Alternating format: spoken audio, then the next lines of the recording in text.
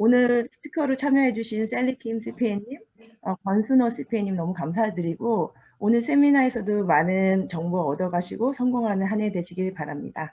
감사합니다. 네, 고맙습니다. 이 준비하시느라고 수고해주신 회장님 그리고 또 이사님들 너무너무 감사드리고 또 오늘 참여해주신 선생님들도 감사도 드리지만 아주 좋은 시간이 될 거라고 제가 개런티를 하고요. 요새 또 세금 시즌 아니겠습니까? 그래서 뭐 아주 민감한 그런 토픽들인데 또 그만큼 또 베네핏이 있을 것 같고 저희가 이제 그 에듀케이션 세미나 아까 회장님께서 말씀해 주신 것처럼 오늘 이제 3탄입니다. 아주 피가 되고 살이 되는 제가 항상 말씀드리지만 그래서 오늘은 그 두 가지 토픽을 제가 준비를 했는데요.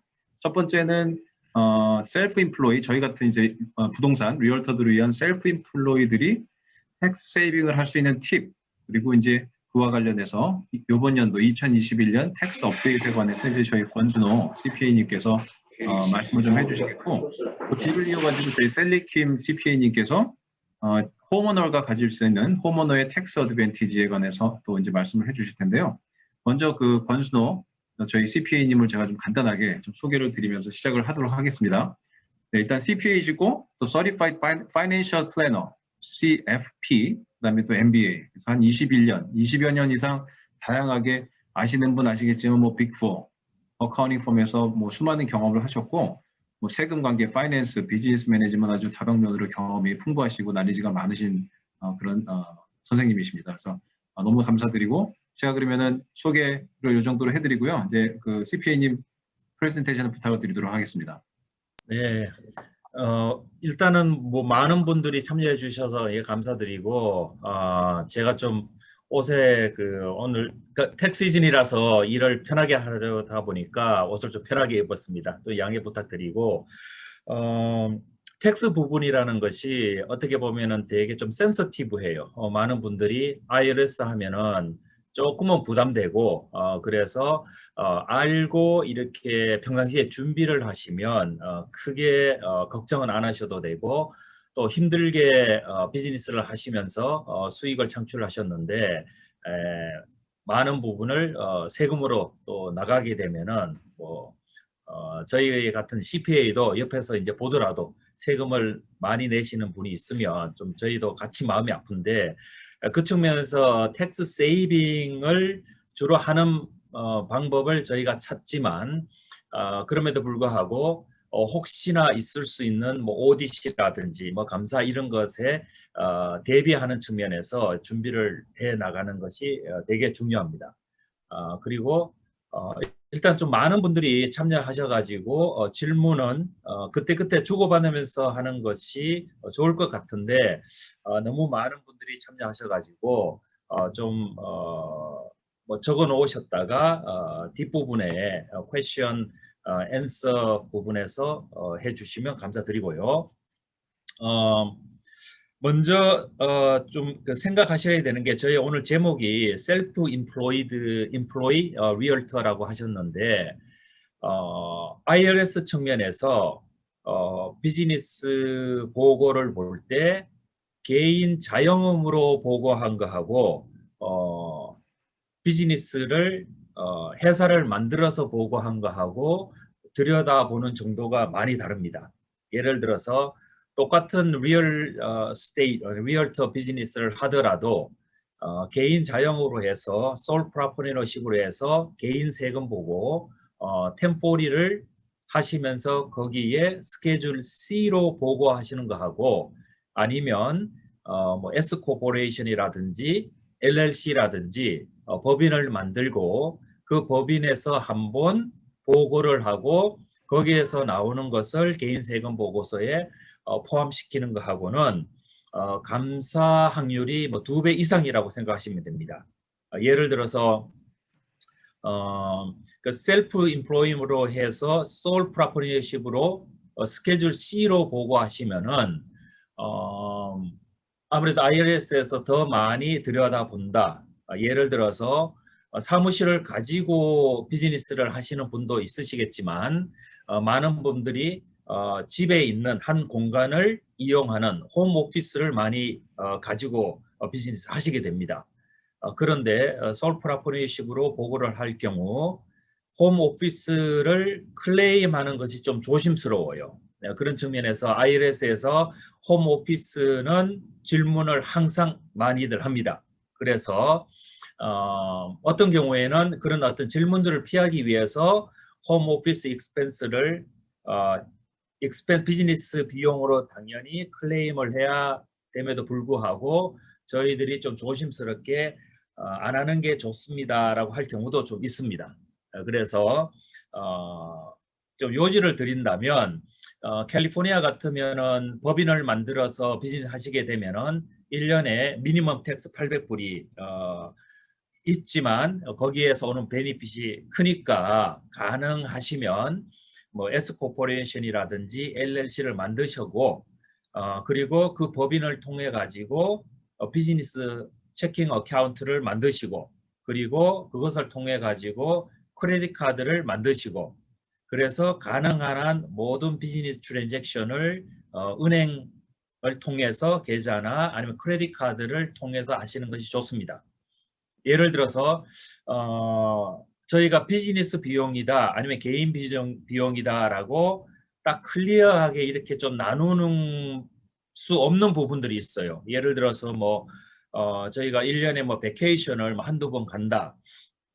가족들을 데리고 그럴 경우에 트래블 익스펜스라든지 트래블에 가서 사용한 비용이라든지 이런 것들을 사실 비즈니스 비용이다라고 할지라도 뭐 IRS 측면에서 뚜렷이 볼 수 있는 부분은 없습니다. 그런데 이제 그런 비용들을 뭐 비행기 티켓이라든지 뭐 호텔이라든지 뭐 자동차 렌털이라든지 이런 것들을 개인 크레딧 카드로 사용하시고 그것을 세금 보고서에 이렇게 클레임을 하시게 되면 아무래도 좀 위험도가 높다 아니면은 IRS 저 쳐다볼 좀 여지가 있다 아니면 그렇게 하게 되면은 개인 크레딧 카드에는 비즈니스뿐만 아니고 개인 용도로 쓴 그런 트랜잭션까지도 IRS에 익스포저가 될 염려가 있습니다. 그래서 비즈니스 계좌라든지 비즈니스 크레딧 카드로 사용하시게 되면 혹시나 뭐 질문이 오더라도 그것만 딱 보여주면 깔끔하게 마무리가 됩니다. 그래서 1차적으로 좀 고려를 하셔야 되는 게 1년에 미니멈 800불이라는 미니멈 텍스는 있을지언정 비즈니스 법인을 만드셔가지고 하는 것이 좀 좋을 듯 싶어요. 그래서 그 부분은 좀 뒷부분에 가서 제가 짚어볼 텐데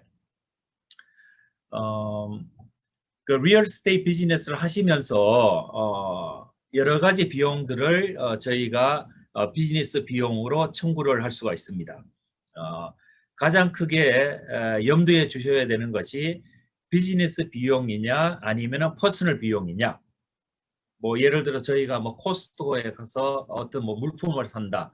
뭐 이런 것들은 사실 많은 부분이 뭐 오피스 비용으로 썼다. 아니면 뭐 오픈하우스 하는데 뭐 사용했다. 이렇게 할지라도 크게 구분은 없습니다. 그래서 좀 룸이 많다고 보시면 되고 그래서 어떤 비용을 비즈니스 할 건지 안 한 건지는 먼저 비즈니스 비용이냐 아니면 퍼스널 비용이냐를 먼저 보시고 저희가 일반적으로 하는 비즈니스 비용들을 제가 이 뒷부분에 좀 자세히 이렇게 좀 나열을 해놨습니다. 나중에 이 머티리얼을 공유해 드릴 테니까 이런 것들은 비즈니스 용도로 다 사용할 수 있으니까 챙겨 두셨다가 비용 처리를 하셔도 됩니다. 먼저 일반적으로 저희가 비즈니스 비용 처리를 하는 것이 자동차 비용입니다. 그 자동차 비용을 하면 저희가 자동차를 산 것도 되고 아니면 리스한 것도 되고 뭐 파이낸스한 것도 모두가 포함이 됩니다. 예를 들어 자동차를 사게 되면은 뭐 예를 들어서 뭐 5만 불 어치의 자동차를 샀다. 그러면 그 자동차를 파이낸스를 하시든 아니면은 뭐 원타임을 하시든 아니면 다운페이를 하시면서 사시든 그 비용은 비용 처리를 하실 수가 있으세요.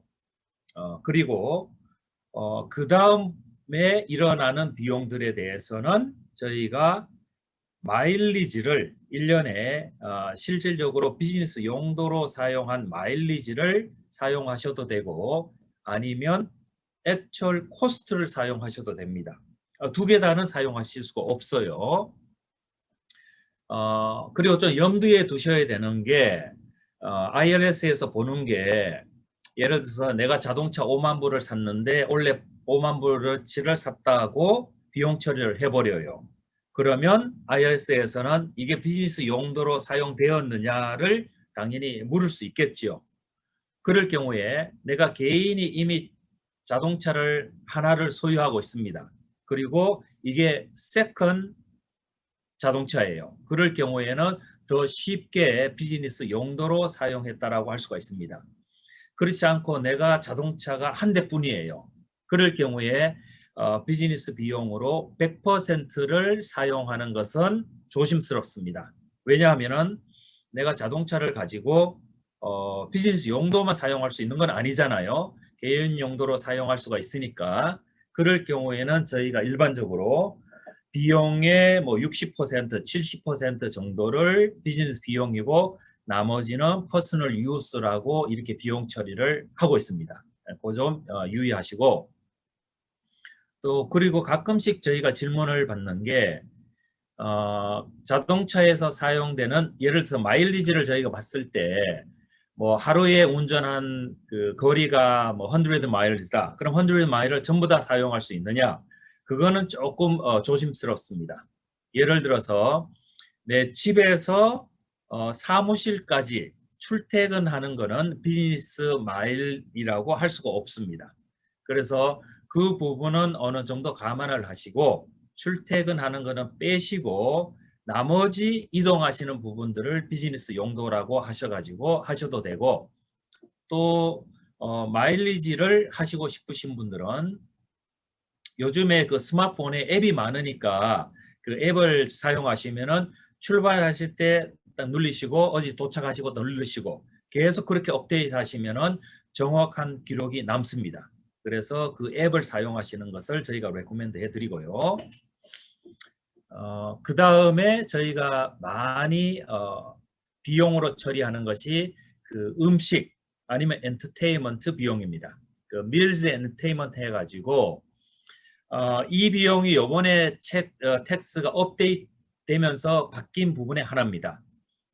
전에는 그 밀즈 엔터테인먼트에 들어간 비용에 대해서 50%까지 사용할 수가 있었습니다. 그런데 2020년부터 2020년 회계 연도요. 지금 세금 보고를 준비하시고 계시겠지만 엔터테인먼트로 사용된 비용은 100% 비용 처리를 하실 수가 없으십니다. 단지 밀즈, 음식 비용으로 쓴 것만 50%를 사용할 수가 있습니다. 그리고 밀즈 익스펜스 중에서 뭐 크리스마스 파티라든지 이런 거는 100% 사용할 수가 있어요. 그래서 뭐 연말에 뭐 직원 전체 아니면은 뭐 저희 협회 전체에 뭐 크리스마스 파티에 든 비용 이런 것들은 100%를 다 사용하실 수가 있으십니다. 그래서 이 부분이 중요한 게 예를 들어서 저희가 뭐 손님하고 골프 뭐 초대를 해가지고 뭐 골프 대회를 한번 참여했다. 아니면 손님 뭐 몇 분하고 같이 골프를 한번 라운딩을 했다. 그러면 엔터테인먼트 비용하고 밀스 비용이 같이 복합이 됩니다. 그래서 여기서 말하는 밀스 익스펜스는 그 음식을 제공하는 그 레스토랑이라든지 그런 가게에서 사용된 비용을 말하는 것입니다. 그래서 뭐 음식점에서 이렇게 준 그 리시트 같은 것이 증빙 자료라고 생각하시면 돼요. 그래서 밀스 엔터테인먼트 그 구분을 하셔가지고 좀 이렇게 메인테인 하시는 것이 용이하십니다. 그래야만 왜냐하면 저희 비즈니스 네이처가 밀스 엔터테인먼트 비용이 커요. 다른 비즈니스에 비해서. 그래서 그 부분이 센시티브하니까 엔터테인먼트이 좀 확실한 클리어한 엔터테인먼트 같으면은 엔터테인먼트로 구분을 하시고 그렇지 않은 부분들은 밀즈로 구분하셔가지고 나중에 비용 처리하실 때 이렇게 사용하시는 것이 편합니다. 그 다음에 저희가 오피스 익스펜스 같은 것들이 있잖아요. 스테이셔너리 비용 같은 것들, 뭐 이런 비용은 뭐 저 개인도 그러지만 뭐 자녀분들이 있으면 애들 뭐 스쿨 스쿨 리턴하게 되면은 많이들 뭐 사게 되고 뭐 이런 경우가 있잖아요. 그런 경우 같으면은 앞에서 말씀드렸듯이 뭐 법인 크레딧 카드라든지 법인 회사 그 계좌를 이용해 가지고 이렇게 비용 처리를 하시면은 비즈니스 비용으로 사용하실 수가 있습니다. 그래서 여기에 들어가는 비용들은 뭐 비즈니스 카드라든지 뭐 애드버타이징이라든지 뭐 프로모션이라든지 이런 것들이 있어요. 그 다음에 저희가 셀프 임플로이로 하기 때문에 그러니까 회사를 위해서 일하게 되면 회사에서 부담해준 그 회사 측에서 직원들한테 커버해준 헬스 인슈런스는 비용 처리가 됩니다. 그렇기 때문에 같은 맥락에서 셀프 임플로이로 하시더라도 헬스 인슈런스하고 개인 거하고 패밀리에 들어간 비용은 비용 처리가 가능하니까 그 부분도 염두에 두시고요.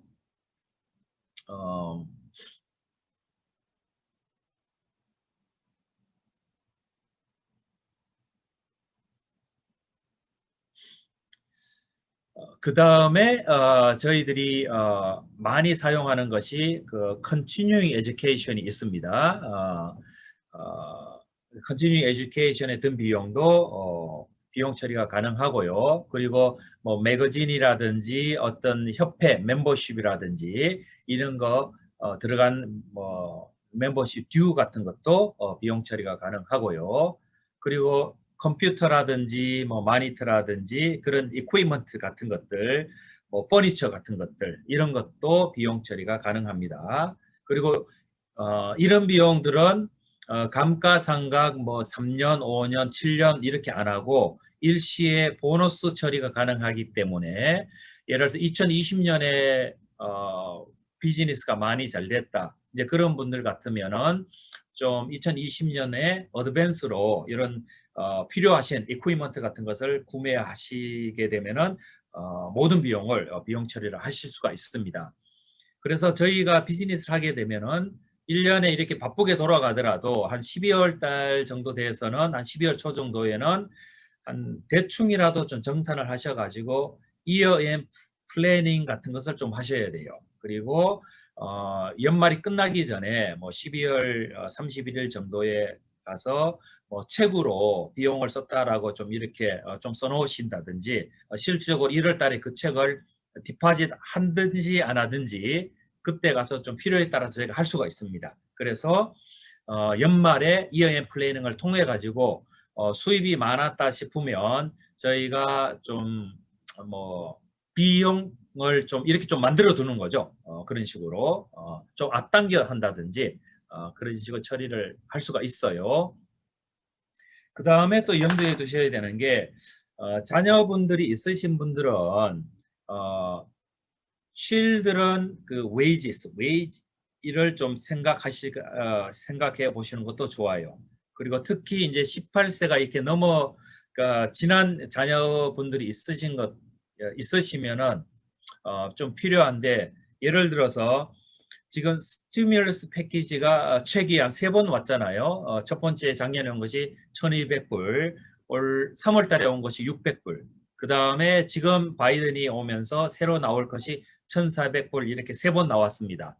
그런 18세가 넘긴 자녀들은 그 스티뮬러스 책을 못 받습니다.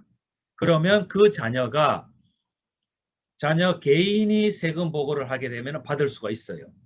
그러면 부모님이 비즈니스 하고 있으면 자녀한테 얼마의 비용을 일을 해서 뭐 아르바이트 같은 것을 해서 했다라고 해서 하면은 그 자녀도 어느 정도까지 개인은 12,400불까지 스탠다드 디덕션이 있기 때문에 12,400불까지의 소득에 대해서는 소득세가 발생치가 않습니다.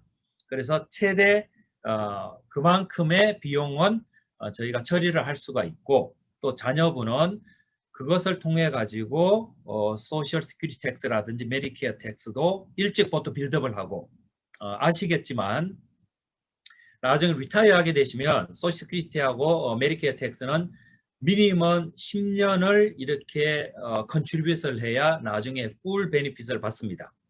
그래서 일찍부터 시작을 하는 게 좋아요.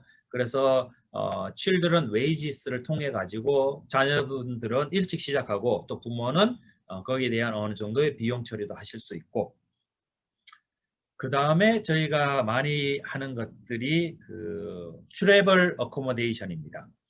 뭐 한국에 뭐 좀 방문을 한다 이런 것들이 뭐 100% 되는 건 아니지만 어떻게 보면 저희가 좀 스토리를 만드는 거에 따라 다르잖아요. 그래서 그런 경우에는 앞에서 말씀드렸듯이 법인 카드를 통해 가지고 이렇게 처리를 하면서 또 기록에 무슨 용도로 언제 얼마의 기간에 출입을 했다라고 하면은 비용 처리를 무난하게 하실 수가 있으십니다.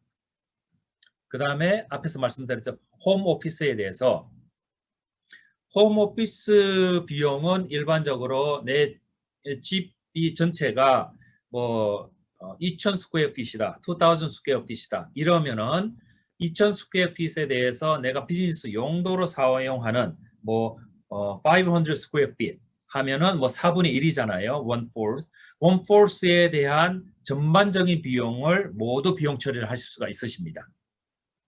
예, 그래서 그 부분은 조금 조심스러워요. 왜냐하면은 IRS에서 항상 2,000 스퀘어 핏에 대해서 500 스퀘어 핏만 비즈니스로 사용했느냐를 확인하기가 어려워요. 그래서 그런 경우에는 집이 전체가 얼만데 레이아웃이 얼만데 이 중에서 여기에 있는 방은 내가 전적으로 비즈니스 사용한다. 아니면 거라지에 얼마 정도는 전적으로 비즈니스 사용한다라고 하면은 나중에 질문이 오더라도 더 쉽게 답을 할 수가 있습니다. 그런 경우에는요. 그 다음에 저희가 일반적으로 많이 하게 되는 기프트도 비용 처리가 리미테이션은 있습니다. 사람 한 명당 뭐 25불 정도의 리미테이션 있지만 누구누구한테 줬다라는 사람 이름까지는 확인을 안 해요. 그냥 몇 명한테 줬느냐 하기 때문에 기프트라든지 프로모션으로 사용하는 것들에 대해서도 비용 처리를 할 수가 있으시고, 그리고 마지막으로 좀 뒷부분에 저희가 가서 좀 지켜볼 건데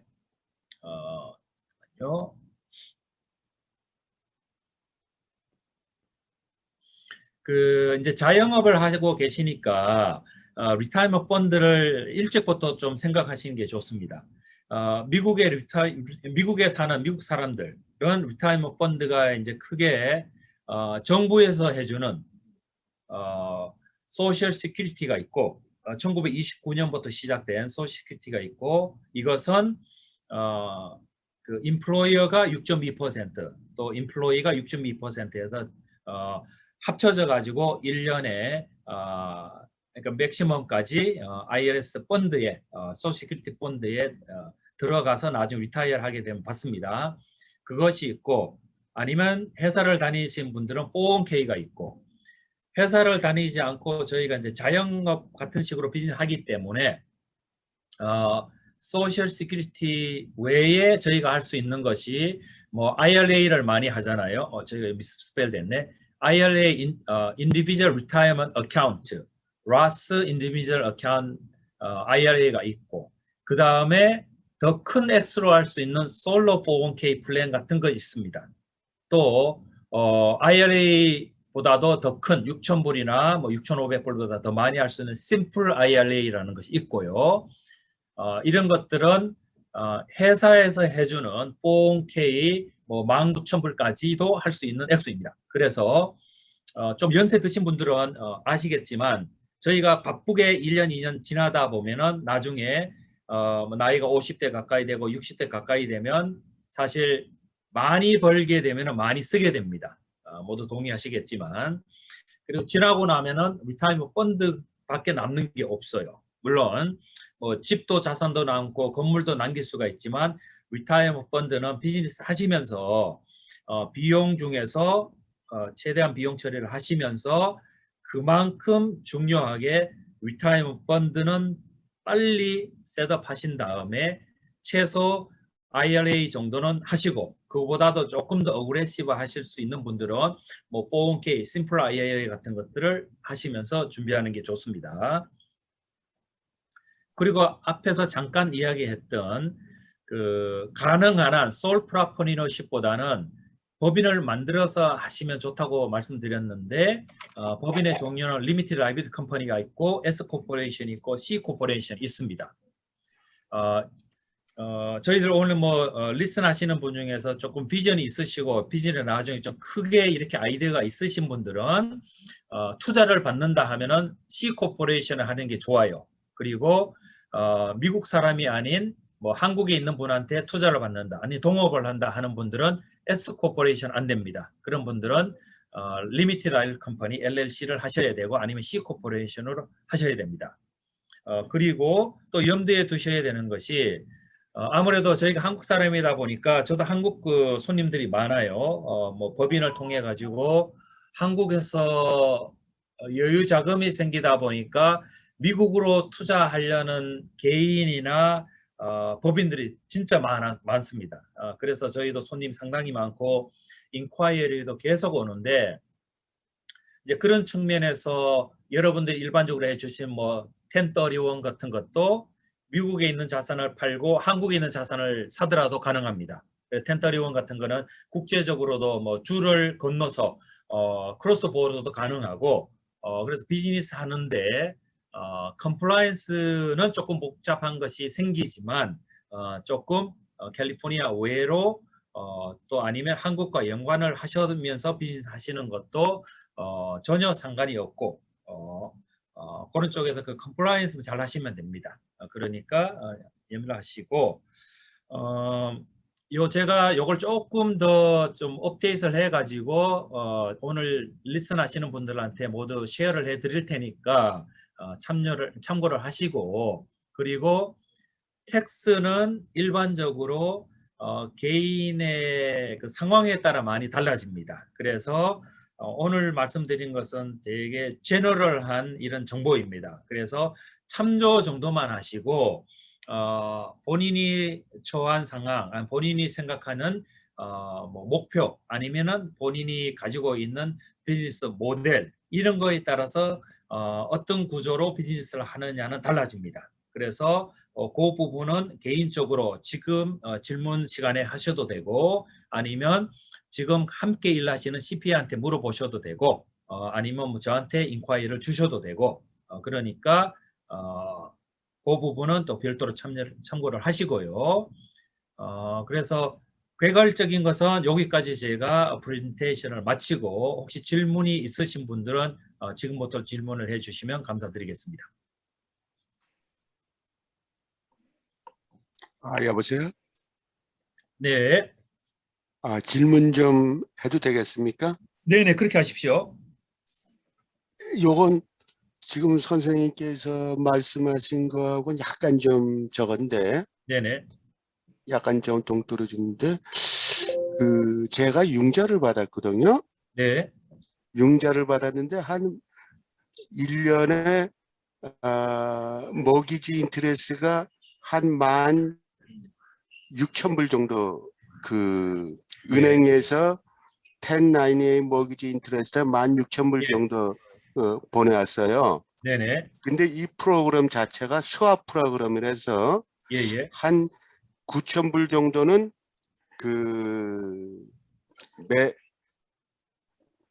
9,000불 정도가 1년에 나갔거든요.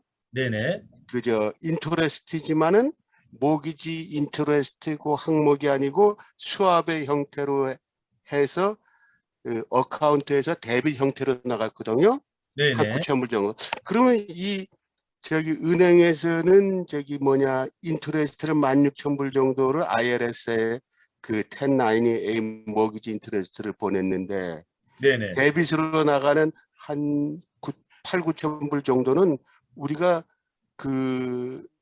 텍스 폼 모기지 인터레스트 안에 어디다가 인터레스트 나갔다고 해야 되나요? 예, 먼저 이게 그냥 개인 모게지 인트레스트인가요? 그 레지던셜 하우스에 대해서요? 아니죠. 커머셜이죠. 비즈니스입니까? 커머셜요. 예. 커머셜의 빌딩을 갖다가 커머셜 프로퍼티를 빌딩에 대해서. 네네. 예. 일반적으로요. 일반적으로 그러니까 이게 은행, 그러니까 모게지가, 그러니까 펀드가 무엇으로 이렇게 지불되었느냐는 사실 그거는 뭐 이슈가 안 되고요. 중요한 거는 그 IRS한테 은행에서 모게지 인트레스트를 1년 동안에 낸 것이 얼마다. 아니면 16,000불이라고 딱 돼 있는데 네네. 실제 이자는 데빗에서 나간 것도 합하면은 9,000불이 따로 나갔거든요. 스왑이라는 그 프로그램에 따라서. 죄송합니다. 제가 지금 그 수압이 정확히 어떤 프로그램인 대해서 잘 몰라서요, 지금요. 그래서 그렇군요. 사실 네. 미국 사람들은 많이 융자 받을 프로퍼티 융자 받을 때 네네. 그 스왑이라는 프로그램을 해서 예. 받는다 그러는데 한국 사람들은 한인은행도 뱅크 오브 호프 같은 데서도 있다고 하는데 실제로 스왑을 라는 프로그램에서 융자를 받는 경우가 아마 거의 없는 모양이에요. 그럼 수압이라면 그러니까 어디서 지금 보조를 해주는 건가요? 그러면요, 이거는? 아니죠. 예를 들어서 똑같은 이자를 예. 예를 들어서 한 달에 3,500불이라 그러면은 네네. 모기지 인터레스트로서는 한 2,500불이 항상 나가고 예예. 인터레스트가 이 정부에서 그 인터레스트가 높이 가면은 높이 가고 이 변동이니까 네네. 지금 현재가 상당히 그 제로 포인트 그 이자니까 예예. 그 말씀 중에 이자를 죄송한데요. 데빗으로 나가니까. 이인철 선생님, 이제 말씀 중에 죄송한데 저희가 조금은 저희가 지금 한 거의 100분 가까이 계시는데 조금은 저기 개인적인 좀 스페시픽한 질문이신 것 같아서 죄송스럽지만 저희 권 CPA님께 따로 좀 연락을 좀 해주셔가지고 여쭤보면 좀 어떨까 하는 생각이 좀 있습니다. 감사합니다. 그게 나을 것 같아요. 제가 그 네네. 내용 파악을 하면은 답을 금방 드릴 수 있으니까 별도로 전화를 한번 주십시오. 네네, 별도로 연락을 하시는 게 좋으실 것 같습니다. 별도로 네, 드릴게요. 감사합니다. 감사합니다. 네. 네, 권순호 CPA님 감사드리고요. 오늘 정말 좋은 정보, 저희가 부동산 하는 입장으로서 웬만하면 서울보다는 엔티티를 셋업을 해서 정리를 좀 하는 게 좋겠다. 그리고 또 여러 가지 비용 면에 있어서도 어떤 것들을 디덕트를 할 수 있는지 또 설명 아주 자세하게 잘 해주셨습니다. 너무 감사드리고요. 지금 들으시는 에이전트 선생님께서도 자세한 질문이 계시면 바쁘시겠지만 지금은 좀 또 텍스 시즌이니까 좀 예민한 부분이 있긴 하지만요. 또 연락을 주시면 또 친절하게 대답을 해주실 것으로 제가 믿겠습니다. 네. 감사드리고요. 네. 그다음은 저희 셀리킴 CPA님 나와 계신가요? 네, 있습니다. 네. 왜 화면을 꺼주셨어요? 아까 잘 보였는데. 네, 껐습니다. 죄송합니다. 네. 자, 그러면 저희 셀리킴 CPA님께서 호머널스 텍스 어드밴티지라는 토픽으로 선생님께 또 여기 참여해 주시는 에이전트 분들께 도움되는 말씀을 주실 건데요. 지금 셀리킴 앤 어소시에이트 어카운팅 퍼머의 대표시고요. 뭐 세금, 오디트 여러 방면으로 활동을 또 열심히 하시고 계신 그런 회계사님이십니다. 그래서 프레젠테이션을 좀 해주실 텐데 아주 도움이 되실 거라고 생각되고 준비되셨어요? 네네. 네, 그럼 시작해 주십시오. 네. 혹시 안녕하세요. 저 셀리 킴입니다. 혹시 스크린 보이시나요? 네, 보이시나요? 잘 보입니다. 네. 네네네. 제가 지금 홀스크린으로 바꿔서 하겠습니다. 예, 지금 또 잘 보이시죠? 네. 네, 오늘은 홈 오너스 텍스 어드밴티지에 대해서 제가 말씀을 드리는데요. 준비를 하다가 보니까 생각보다 양이 많지는 않더라고요. 하지만 제가 또 자세하게 좀 설명을 해드리면 여러분들한테 도움이 많이 될 것 같아서 아시는 내용도 있으시겠지만 제가 하나하나 다시 짚어가는 시간을 갖도록 하겠습니다. 자, 보통 개인 세금 보고를 하다 보면은 기본 공제와 항목별 공제라는 게 있어요. 근데 여러분들처럼 이제 집을 가지신 분들은 항목별 공제로 가게 됩니다. 항목별 공제는 기본 공제와 다르게 본인이 쓴 거에 대해서 아이템별로 전부 공제가 가능하다고 생각하시면 되는데요. 첫 번째로 기본 공제는 개인인 경우에는 12,400불, 그 다음에 결혼하신 분들은 24,800불 정도의 그 월급이나 수입에 대해서 기본적으로 공제를 해주는 어마운트예요. 근데 항목별 공제는 이 기본 공제보다, 그러니까 쉽게 말하면 24,800불보다 공제할 게 더 많은 경우에 항목별 공제를 하게 되거든요. 그래서 보통 집이 없는 경우에는 기본 공제를 하게 되고요. 집이 있으신 분들에 대해서는 항목별 공제로 보통 가게 돼요. 그래서 영어로 얘기하면 itemized deduction이라고 보통 얘기하는데요.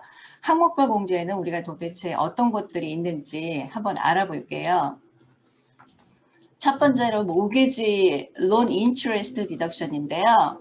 그 집을 사시게 되면은 론을 하시게 되고 거기에 따라서 이자를 지급하게 되죠.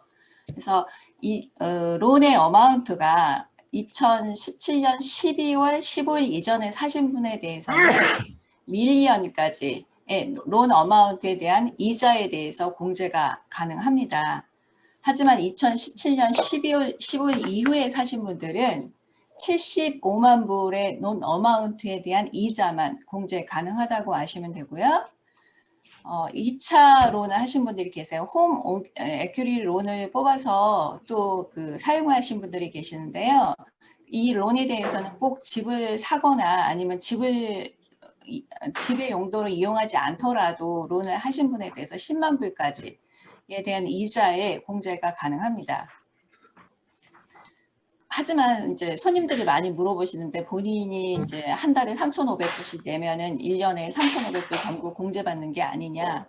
근데 그 페이먼을 먼틀리 낼 때는 그 이자와 원금 포션을 같이 내게 되거든요. 그래서 여기서 원금은 공제가 되지 않고 이자만 공제된다는 거 알고 계시면 됩니다. 두 번째로 이제 모게지 인슈런스 프리미엄이라고 있는데요. 이거는 이제 본인이 그 집을 사실 때 20% 이하로 다운을 하시는 경우에는 그 인슈런스 프리미엄을 가입을 해야 되는데요. 이 가입한 금액도 개인 세금 보고 하실 때 공제가 가능하십니다. 근데 그 집을 보통 가지다 보면은 뭐 베케이션 홈에서 세컨홈을 또 가지신 분들이 계세요. 세컨홈에 모기지 인슈런스 프리미엄도 공제 가능합니다. 세 번째로는 포인트 앤 어더 클로징 코스트라고 하는데요. 우리 그 연말에 보면 폼 1098을 받으시게 돼요. 거기에 보면은 포인트라고 이제 공제한 그 코스트들이 있어요. 처음에 펄처스 하실 때 에스크로 페이퍼에도 나오지만요. 이 포인트나 클로징 코스트에서 그 일정 포션은 또 그 개인 세금 보고할 때 공제가 가능하시기 때문에 집을 사셨다고 하면 본인이 이제 사는 프라이머리 레지던시라고 하더라도 그 에스크로 클로징 페이퍼를 꼭 그 세금 보고 때 가지고 가셔서 그 거기 안에 있는 모기지 인트레스트라든지 프로퍼티 텍스 일정 포션, 그 다음에 이제 론 오리지네이션 포인트라든지 디스카운트 포인트를 같이 공제 받으시면 됩니다.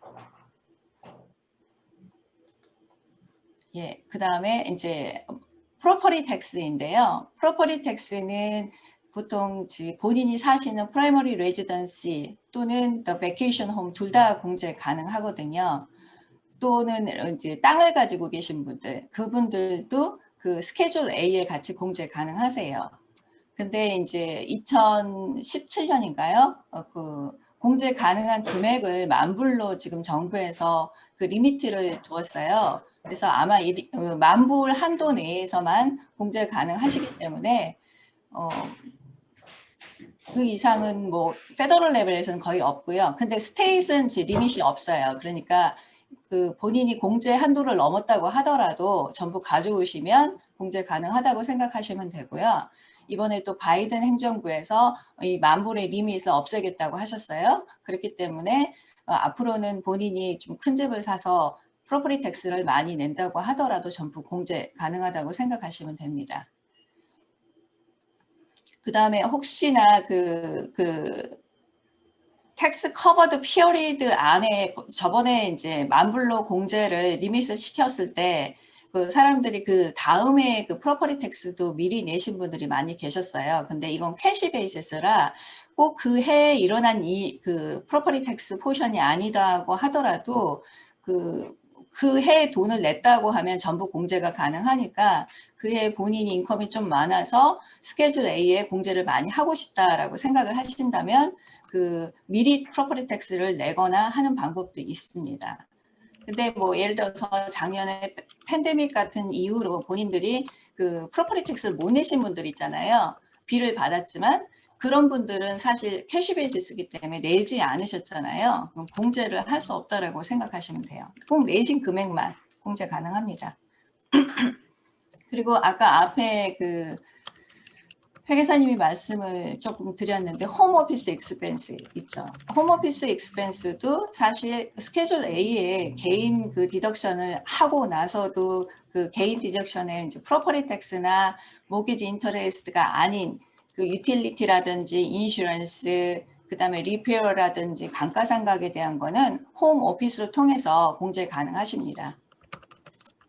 홈오피스는 간단하게 말하면 그 맥시멈으로 300 스퀘어핏까지 지금 공제 가능하다고 지금 정부에서 얘기를 하고 있는데요.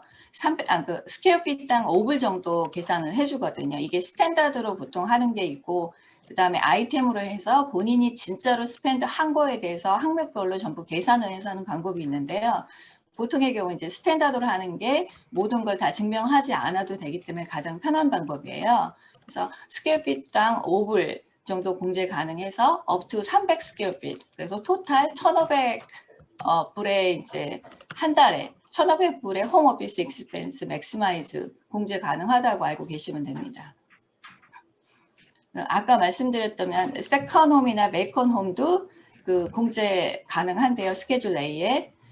근데 이 세컨홈이라는 기준은 1년에 14일 이상의 렌탈을 하게 되면 세컨홈이 안 되고요. 렌탈 프로퍼리로 변경이 되거든요. 그래서 14일 이내로 그 렌트를 준 프로퍼리에 대해서 세컨홈의 프로퍼리 텍스라든지 모기지 인터레스트 그런 것들이 전부 공제 가능하다고 생각하시면 됩니다.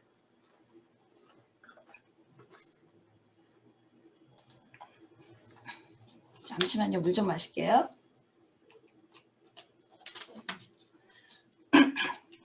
그 다음에 accidental loss라고 하는데요. 그 재해나 재난으로 인해서 그 피치 못하게, 그러니까 뭐 예상하지 못했던 뭐 허리케인이나 뭐 파이어 등을 통해서 집이 이제 소멸이 되거나 없어지거나 아니면은 데미지가 많이 있었을 때 보험회사에서 이제 보통 처리를 다 해주는데요. 그게 전체 홈 밸류의 10% 이상 이제 뭐 데미지가 있었을 때 보험회사에서 처리를 커버리지를 되지 않는 포션이 있을 거예요. 거기에 대해서는 전부 그 개인 세금 보고 때 공제 가능하십니다. 요즘에 솔라 에너지 같은 거 많이 하시죠. 솔라 패널 같은 거. 그것도 본인의 집이 임프루브 됐음에도 불구하고 정부에서는 30%까지 그 인프로본에 그 만불을 썼다라고 하면 3,000불 정도까지는 텍스 세이빙으로 공제 가능하도록 지금 되어 있어요. 그리고 또 하나는 그 우리 전기차 사시는 분들 계시죠? 그런 분들도 개인 세금 보고 하실 때 공제 가능하시니까 꼭 그 클로징 스테이먼트 지참하시면 도움 되겠습니다. 그 다음에 다 알고 계시겠지만 이 캐피탈 게인 익스클루전이라고 하죠. 그 캐피탈 게인에 대해서 그 한 사람이, 그러니까 한 사람의 경우는 25만 불, 그 다음에 결혼하신 분은 50만 불까지 이제 공제 가능한데요. 이거는 이제 그 레지던시 테스트를 거쳐서 패스하신 분들 가능하세요. 그래서 만약에 5년을 기준으로 했을 때 본인이 뭐 3년 미만으로 렌트를 주고 2년 이상을 살았을 경우에는 50만 불의 캐피탈 게인에 대해서 공제 가능하시니까요. 이거 이용하시면 거의 본인이 사는 집에 대해서 그 캐피탈 게인이 많이 있다고 하더라도 거의 텍스를 내지 않고 그 계속 그 사고팔고를 하실 수가 있고요. 이 그 캐피탈 게인 익스클루전은 every 2 years 이렇게 사용하실 수 있거든요. 그래서 집을 사서 뭐 2년에 한 번씩 계속 이 캐피탈 게인 그 익스클루전을 받으실 수 있으니까 전문가 상의를 해서 어떤 방법이 좋은지, 본인이 렌탈 프로퍼티가 있었을 때 그 캐피탈 게인 많았을 때 어떻게 돌려서 텍스 인젬션을 받고 텍스를 내지 않고 저기 집을 팔 수 있는지에 대해서 상의하시면 좋을 것 같습니다. 지금 이제 디덕을 어떤 것들이 가능한지에 대해서 제가 다 말씀을 드렸고요. 이제 디덕을 할 수 없는 것들에 대해서 또 말씀을 해드릴게요. 그 보통 집 가지신 분들도 이렇게 세금 보고 하러 오시다 보면 그 뭐 보험이나 뭐 감가상각이라든지 뭐 유틸리티라든지 뭐 HOA라든지 전부 이렇게 정리해서 가져오신 분들이 많이 계세요. 물론 그 건물이 비즈니스로 이용이 됐다고 한다면 모든 게 공제가 가능하겠지만 비즈니스를 이용하지 않고 본인의 그 프라이머리 레지던스로 그 있을 때는요. 그 프로퍼티 텍스와 모기지 인터레스트 그리고 아까 말씀드린 그 포인트 페이하는 거나 인슈어런스 프리미엄을 제외하고 그 다른 항목들에 대해서는 뭐 본인이 수리를 했다거나 그런 것들은 전혀 공제되지 않는다라고 알고 계시면 되니까 그런 서류는 추가로 준비하실 필요가 없으세요. 근데 그 만약에 뭐 본인이 집에 익스텐션 그러니까 집을 익스텐션을 했거나 아니면 메이저로 임프루먼을 했을 경우에는 사실 당장 공제는 되지 않지만 나중에 집을 팔 때 집의 베이시스에 애드업이 된다라고 생각하시면 돼요. 그러니까 예를 들면 50만 불짜리 집을 사서 임프루먼에 20만 불을 했고 밀리언 주고 팔게 되면 사실 그 집의 베이시스는 70만 불이 됩니다. 그래서 거기에 대해서는 영수증 같은 것들을 잘 가지고 계셨다가 나중에 집이 팔아서 캐피탈 게인이 많이 있었을 때 공제 받으시면 됩니다. 당해에는 공제 안 된다라고 알고 계시면 돼요. 그 다음에 이제 우리가 집 홈오너가 돼서 이런저런 공제를 아이템으로 하다가 보면 이 아이템 플러스 추가로 그러니까 집을 가지고 있지 않으신 분들이 받지 못하는 공제를 우리가 추가로 받을 수가 있는데요. 거기에는 이제 도네이션, 우리 도네이션은 사실 그 5, 6만 불 받는 월급 받으신 분이 24,000 이상을 하실 수가 없잖아요. 그래서 그분들은 기본 공제를 하기 때문에 뭐 10,000불 정도 도네이션을 추가로 하셨다고 하더라도 공제를 받을 수 있는 건 전혀 없으세요.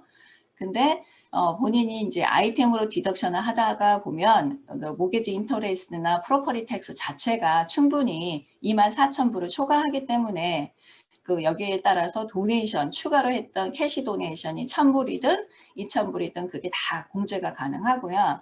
또 캐시가 아닌 뭐 살베이션 암이라든지 굿윌에 도네이션을 했던 물품 도네이션의 금액도 그 리미트가 거의 없이 도네이션 그 공제 가능한데 그 과거에는 그 50에서 60%의 룰이 있었거든요. 근데 지금 팬데믹에는 100% 전부 도네이션 공제 가능하다고 하니까 본인이 10만 불 인컴이 있었는데 10만 불의 도네이션을 했다라고 하면 그 전체 본인 낼 텍스는 텍스블 인컴이 제로기 때문에 낼 텍스는 없다라고 생각하시면 되고요. 또 메디컬 익스펜스도 본인의 그 AGI, 그러니까 Adjusted Gross Income이라고 하는데요. 그 금액의 7.5%를 초과하는 금액에 대해서는 그 아이테마이즈드 디덕션 하시는 분들 공제 가능하세요. 예를 들면 10만 불을 버신 분이 7.5% 그러니까 7,500불을 초과하는 갑자기 뭐 수술이라든지 큰 병이 있어서 그 메디컬 익스펜스를 많이 사용했다고 하면 그 초과한 금액에 대해서 아이템 디덕션 할 때 같이 애드해서 디덕션 가능하고요. 특히나 뭐 자동차의 DMV 레지스트레이션 피, 그 다음에 이제 뭐 갑자기 큰 걸 사게 돼서 세일 텍스를 굉장히 많이 낸 뭐 메이저 퍼처스라고 하는데 보통 뭐 자동차라든지 사게 됐을 때 뭐 세일 텍스 많이 내시죠. 그것도 같이 포함해서 공제 가능하십니다. 그 다음에 렌탈 프로퍼티는 추가로 말씀을 드리는데 우리 그 뭐 본인이 사는 프라이머리 레지던스 말고 렌탈 프로퍼티 많이 가지고 계신 분들 계시는데 그분들은 본인이 렌탈 인컴이 있는 만큼 익스펜스에 대해서 모든 아이템이 전부 공제 가능하니까 렌탈 프로퍼티 가지신 분들은 뭐 유틸리티라든지 리페어라든지 뭐 광고했던 거, 보험, 그 다음에 그 뭐 인터넷에 썼다거나 뭐 감가상각이라든지 이 모든 것들에 대한 자료 준비해 주시면 스케줄 2에 보고하면서 같이 공제 가능하시니까요. 참고하시면 됩니다. 이번에 지금 주택 관련해서 또 바이든 그 행정부에서 또 새로운 법안들이 조금 나왔는데요. 아직 시행은 되지 않고 있지만 여러분들이 미리 알고 계시면 나중에 그 손님들한테 집을 팔거나 아니면 앞으로 텐더리원을 해야 되는지 아니면 뭐 스텝업 인 베이시스를 해야 되는지 거기에 대해서 조금 아이디어를 주실 수 있을 것 같아서 잠깐 말씀을 드릴게요. 그 텐더리온 익스체인지 우리 정말 많이 사용하고 또 이걸 이용해서 여러분들 많이 집을 사고 팔고 하시는데요. 이 텐더리온 익스체인지가 없어질 수 있습니다. 이게 바이든이 내놓은 공약 중에 하나이거든요. 그래서 이것도 미리 손님들한테 노리파이 하셔서 준비하시면 좋을 것 같고요. 그 다음에 이제 집을 그 어르신들이 이렇게 오래전에 사서 한 10만 불 정도 사셨는데 지금 뭐 2밀리언 정도 되는 이제 그런 분들이 뭐 본인이 살았다고 하더라도 최대 공제받을 수 있는 게 50만 불. 그래서 뭐 1.4밀리언에 대해서 텍스를 내셔야 되는 것 때문에 걱정이 돼서 팔지 않고 계속 가지고 있다가 자녀한테 그렇게 그 페어마켓 밸류로 이렇게 유산이나 증여를 상속을 하시는 경우가 있어요. 유산으로. 그럴 때 보면은 그 자식이 받은 금액에 따라서 그 페어마켓 밸류로 주기 때문에 그 텍스를 내지 않고 그냥 돌아가셔도 되고 또 살아있는 자식은 그걸 받을 때 텍스를 내지 않는 그런 룰이 있었어요. 근데 이 룰도 그 바이든 행정부에서 또 없앤다고 하니까 만약에 그걸 기다리고 계셨던 분이 없어져서 나중에 혜택을 못 받고 전부 텍스를 내야 되는 경우가 있으니까 이것도 준비하셔야 될 것 같고요. 그 다음에 기프트 텍스, 보통 우리 그 집을 살 때 젊은 자녀들이 사실 때 보면은 부모님한테 기프트를 얼마까지 받아서 우리가 텍스를 내지 않고 뭐 집을 살 수 있냐 뭐 그런 질문들이 많이 있는데 우리 트럼프 행정부에서는 11.7밀리언까지는 사실 라이프타임 기프트를 그 주거나 받았을 때 텍스를 전혀 내지 않고 집을 살 수가 있었는데 이게 3.5밀리언으로 지금 내려간다고 해요. 그러면 사실 집 한 채 사고 그러면은 그 다음에는 그 더 이상 받을 수 있는 기프트가 없어서 기프트 텍스를 내야 되는데 그 기프트 텍스 자체도 40%에서 45% 거의 절반에 대해서 기프트 텍스 내야 되니까 이것도 좀 알고 계셨다가 기프트를 빨리 해서 그거를 뭐 프로퍼리를 산다라고 그런 걸로 이용을 하시면 좀 도움이 될 것 같고요. 아까 말씀드렸을 때 그 우리 아이템 항목별 공제했을 때 스케줄 A에서 그 텍스에 대해서는 리밋이 10,000불이라고 제가 아까 말씀을 드렸죠. 근데 이 리밋도 없어진다고 하니까 집을 좀 큰 거 사거나 요즘에 인플레이션 때문에 집값이 많이 올랐는데 거기에 대해서 프로퍼티 텍스 낸 거 전부 공제 가능할 거다라는 거 알고 계시면 되고 또 캐피탈 게인이 보통 그 제로에서 20% 1년 이제 가지고 있었을 때 이제 그 정도만 공제 텍스였는데 이것도 39.6%로 지금 올린다고 하거든요. 그래서 캐피탈 게인이 높이 올라가기 전에 본인들이 또 집을 한번 사고 팔고 함으로 해서 그 캐피탈 게인 텍스를 낮은 상태에서 내고 또 다시 새로운 그 프로퍼티에 대해서 낮은 상태로 낼 수 있게 준비하는 과정이 필요할 것 같습니다. 네, 이상입니다. 혹시 질문 있으시면 말씀해 주시고요. 제가 한 25분 얘기한 것 같습니다. 네, 질문 계시면 또 말씀을 해주셔도 좋고 지금 그 여기 보면은 채트에 이메일 주소 남겨주시면 오늘 프레젠테이션 자료를 또 보내드리도록 하겠습니다. 질문이 안 계신가요? 1, 2, 3로 쉬겠습니다. 하나. 여기 챗룸에 보면은요. 네.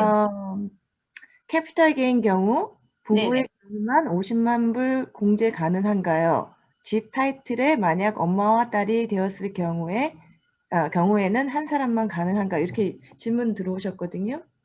지금 그 집에 엄마와 딸 둘이 살고 계시고 그다음에 그 집을 팔게 될 때 50만 불 전체 공제 가능하냐고 물어보는 거네요. 그거는 집을 팔 때 타일이 둘이 같이 있으면 같이 보고를 하면은 50만 불이 안 될 수가 있기 때문에 반반씩 나눠서 50% 포션에 대해서 어머님이 그 캐피탈 게인은 인식을 하시고 25만 불 받으시고요. 따님은 또 따님의 개인 프라이머리 레지던시이기 때문에 그 개인 세금 보고 하시면서 또다시 25만 불을 공제 받으시면 결국 두 분이 합치면 50만 불 공제 가능하시는 거예요. 질문 네. 있으신가요? 네, 아, 답변이.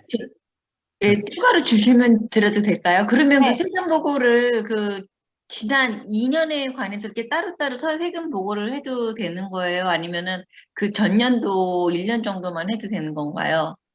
그거는 관계없어요. 그러니까 집을 파는 그 그 시점에서 집 파는 네네. 시점에 따로 보고를 하시면 돼요. 네, 알겠습니다. 그리고 아까 그 1031 익스체인지 그 세금이 지금 엘리미네이트 된다고 말씀을 하셨는데 혹시 그게 그 발행되는 시점이 어느 정도 예상하시는지 혹시 있을까요?